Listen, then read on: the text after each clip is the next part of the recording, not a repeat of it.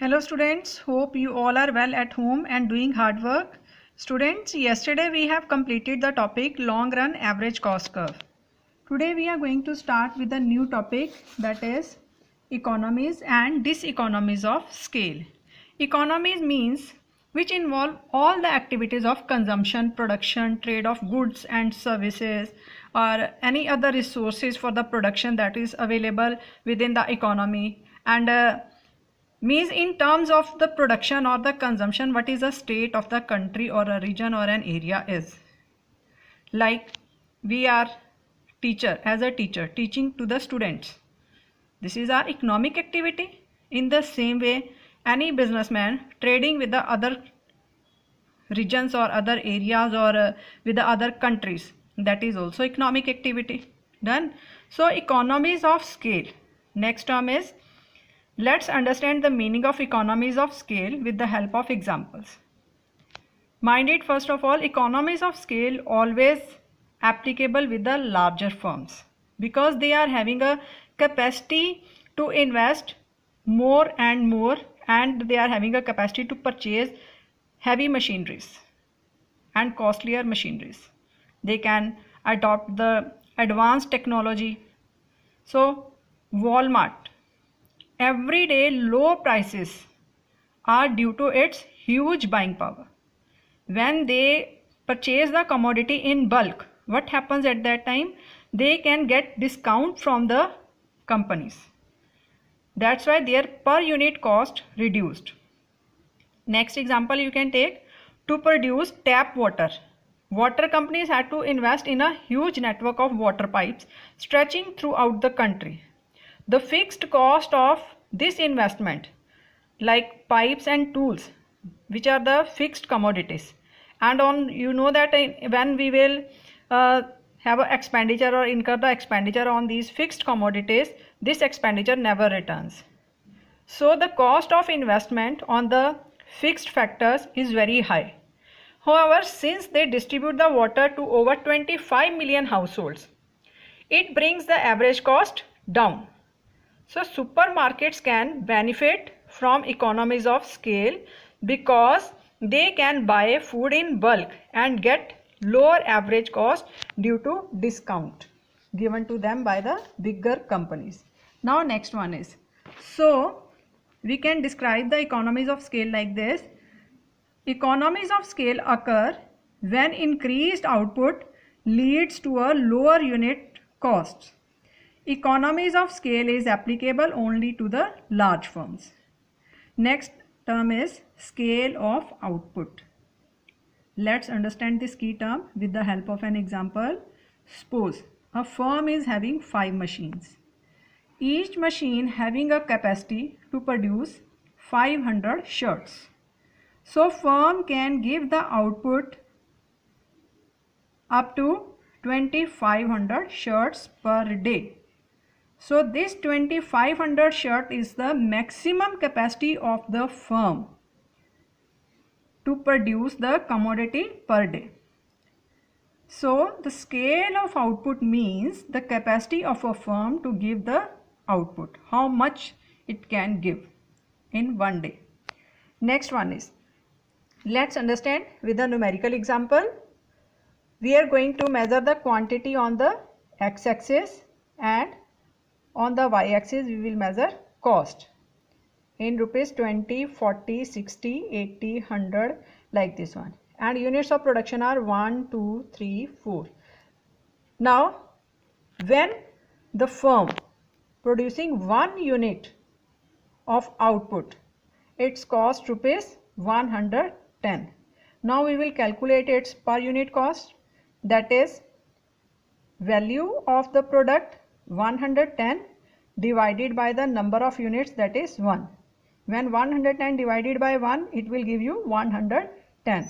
So 110 is the per unit cost of a production. Now when the firm expands from 1 unit to 2 units, now what is the cost of production here with the firm? That is rupees 82. So 82 is the value of the 2 units of production. This value is divided by the quantity, then we will get 41. So 41 is the per unit cost.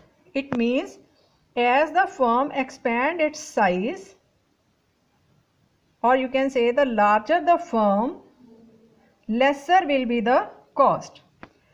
In the same way, when the firm expand its size to 5 units, its cost again fallen down from 110 to 58 rupees.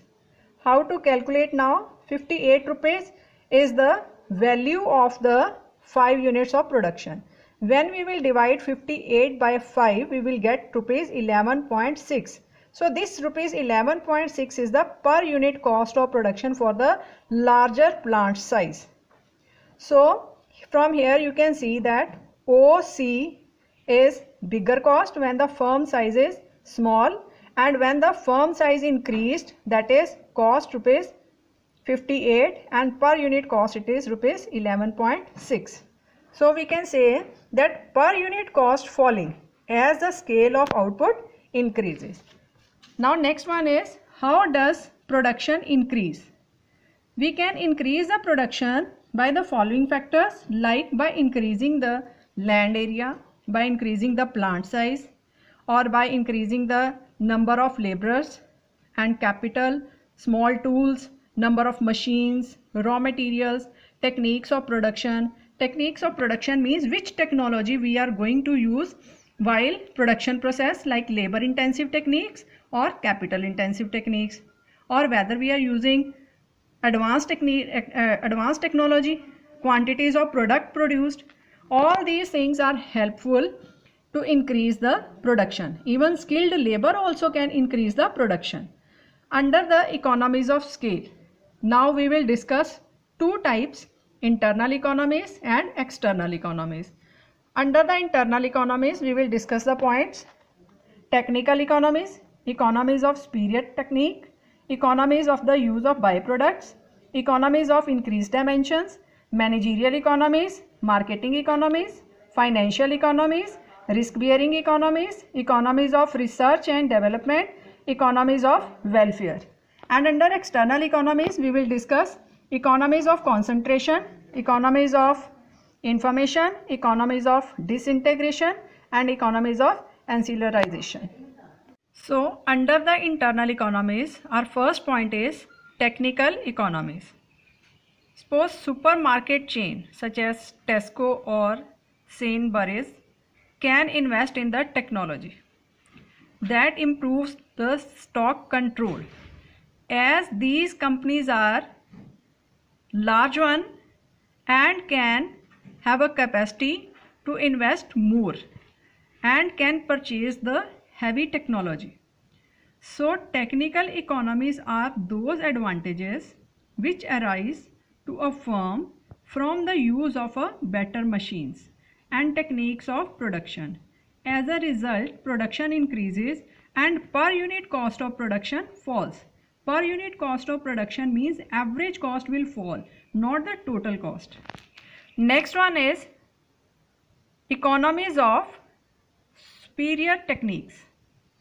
Large firms like Reliance, Tata Motors, Bharat Petroleum, Indian Oil Corporations are able to purchase and install better and specialized machines, like fracking machine. It is for drilling of oil. It's a very costly machine, but such companies can afford this one and increase the extraction of oil and can increase the supply of oil, and at a per unit cost can be reduced. In spite of their high cost, the per unit cost of production falls as output increases. As the supply of oil will increase, the per unit cost of production will fall, because the same machine is using for the drilling of the extraction of the oil. So next point is economies of the use of byproducts. Sugar industries make power alcohol out of the molasses.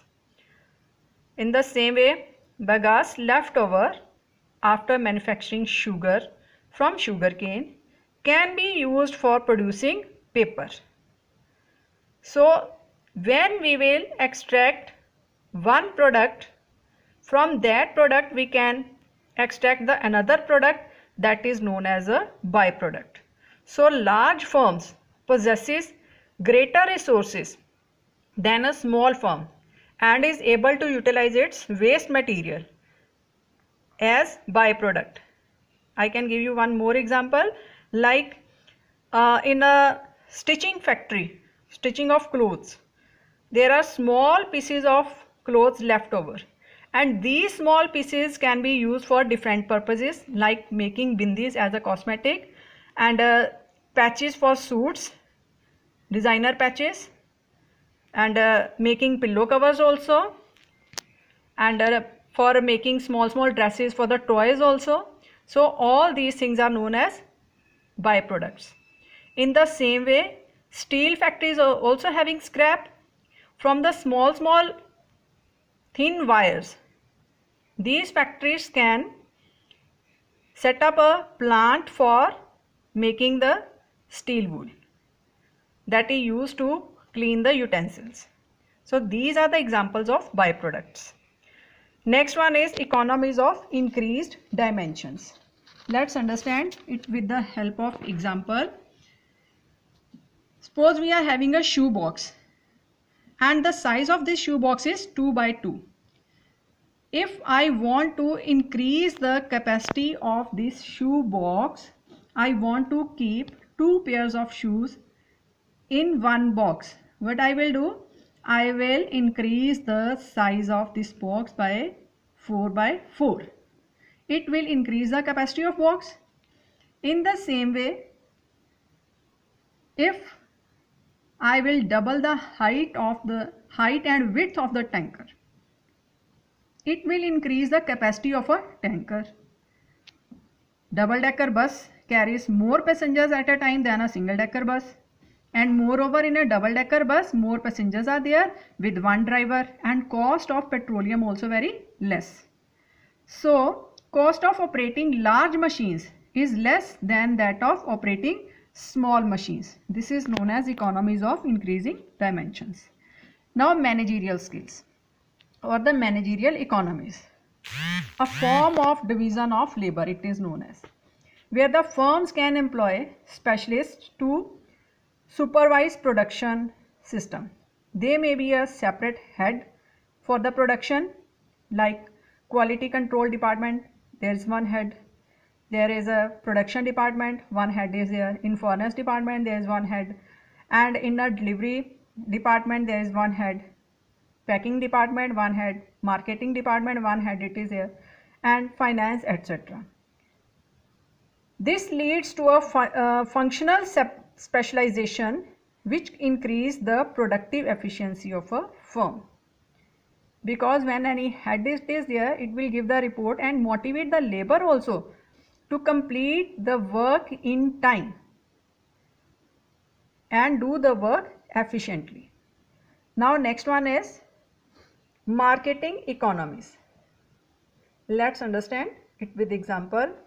Amazon has huge buying power in the publishing industry.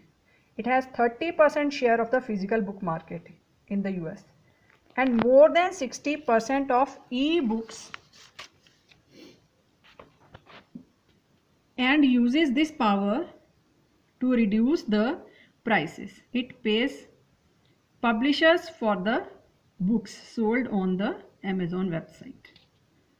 So in this way we can say larger firms also enjoys the benefits of marketing.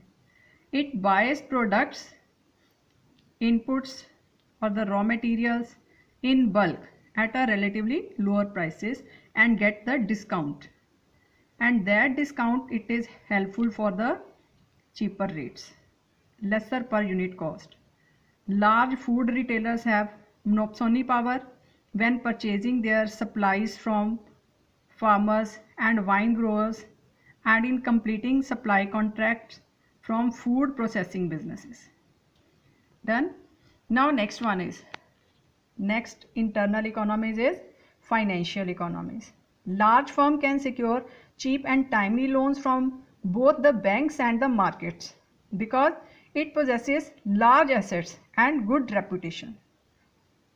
Risk-bearing economies. A larger firm can avoid losses arising from power cuts by installing its own generators and power plants.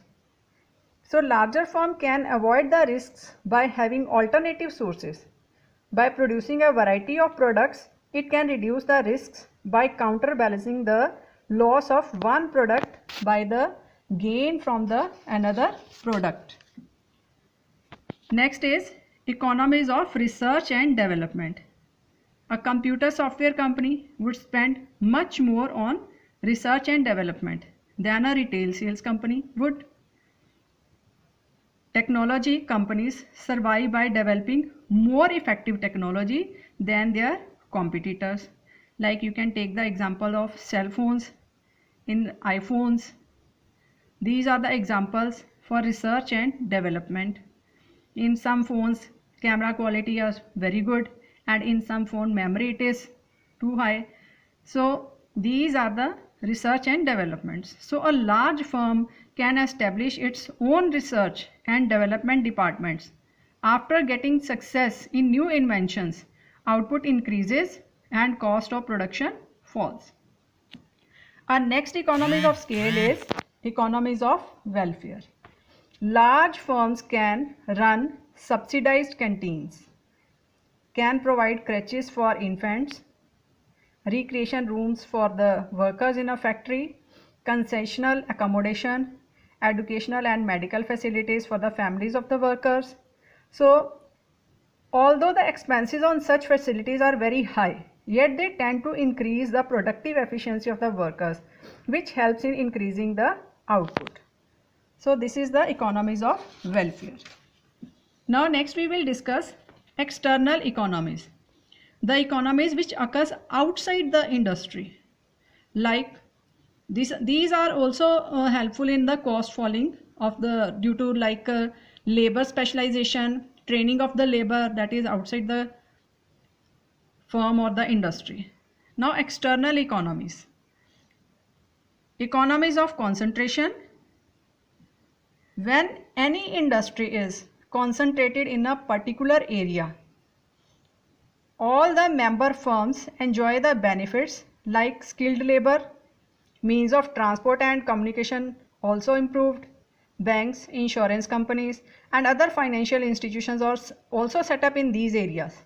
They set up their offices in these areas and firms get cheap and timely credit from these financial institutions. And moreover, byproduct industries are also set up in these areas. Next one is economies of information. When an industry gets localized, all the firms get a good market because locality becomes well known for the product. Industry also set up information center and can publish journal and pass on information regarding their new inventions, regarding their availability of raw materials, modern machines, exports, etc. All these help in raising the productive efficiency of the firms and reduction in the cost of production. External economies, it is economies of disintegration. When in a region there are number of dairies, it is profitable for some shopkeepers to concentrate on making cheese and curd. Some other can concentrate on making sweets, some can concentrate on providing packing materials like boxes and containers that can be used for the packing of the sweets also. So in the same way, if number of cloth mills are there in an area or an region, it is profitable for some firms to concentrate on ginning. Ginning means separation lint from the cotton seeds. Some firms will concentrate on spinning, some on weaving, and some will focus on ready-made clothes. And some can even start the business of embroidery on these clothes. So when an industry expands its size, firms start specializing in different processes. Instead of producing different goods, it would encourage to specialize in only one commodity. Next one is economies of ancillarization. Ancillary industry manufacture inputs like parts of machines, nut, bolts, gearbox, etc. Large industries enjoy these benefits of lower input prices by purchasing such inputs from the ancillary industries, because ancillary industries units are specialized in the production of specific items. Means if they are having a specialization in making nut bolts, they can produce these inputs at a cheaper rates, so their per unit cost of production it is lesser. And when the larger economies or the larger industries or the larger firms buy these inputs from these industries, ancillary industries, they can get the discount also, and they can get it at a cheaper rates. Conclusion: external economies are for all types of firms, but the internal economies are only for the large firms. Only the large firms can enjoy the benefits of cheap cost production per unit. Now next term is diseconomies of scale. Let's understand the meaning for this diseconomies of scale. When addition to the units of labor give lesser profit due to any reason, due to lack of specialization or due to any kind of shirk work, that is known as the diseconomies of scale. Diseconomies of scale means when with every additional input the cost of production will increase, whether it is labor or raw material or a machine, the cost of production will increase. That means it's a diseconomies of scale. Again, there are types of diseconomies of scale: internal diseconomies, external diseconomies. Internal diseconomies: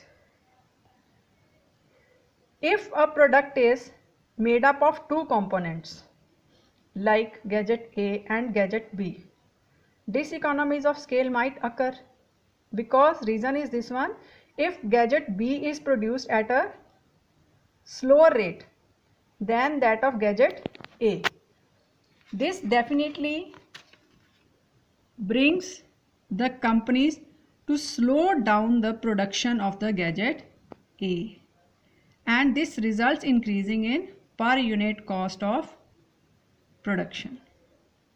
Next one is, in the same way, another reason for the diseconomies of scale in the internally, management and coordination of different departments becomes difficult.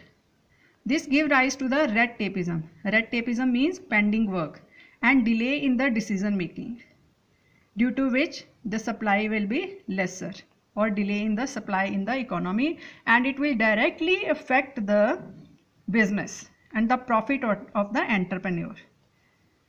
Next one is technical difficulties arise, like production beyond the optimum capacity of the machine would lead to a heavy cost of wear and tear.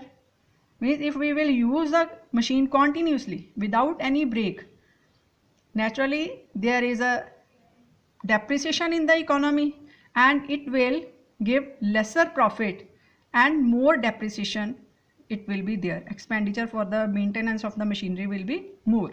A firm may have to pay more for increased supply of inputs like raw material. When there is a shortage of raw material in the market, in order to continue their supply in the market, they have to purchase the raw material at high-fi prices, so the cost of production can be increased. When the transportation problem it is there, toll tax it is there, e-way bills are there, wages are there, due to lesser laborers available in the market, and they are demanding for the high-fi wages. The entrepreneur, if needy, he has to pay high-fi wages in order to satisfy the demands in the market, so that he can continue the supply of his product in the market. He is ready to pay the wages to the laborers at a high-fi rate, and in this way the cost of production will increase. External diseconomies. External diseconomies: when the industries are developed at a far away areas, cost of transportation increase, because petroleum also, maintenance of the buses, trucks, etc. it is there, so it can face the shortage of raw material also, As a result, the cost starts rising, because in this case the entrepreneur, in order to continue the supply, will purchase the raw material at a high-fi rates due to the scarcity of the raw material. Smoke from the industries pollute the environment and health hazard for the laborers. Competition results in rising prices, because when competition it is there, every firm wants to grasp the maximum part of the market by advertisement, packing of the product, attractive packing. These expenditure can cause of rising expenditure, and cost of production will be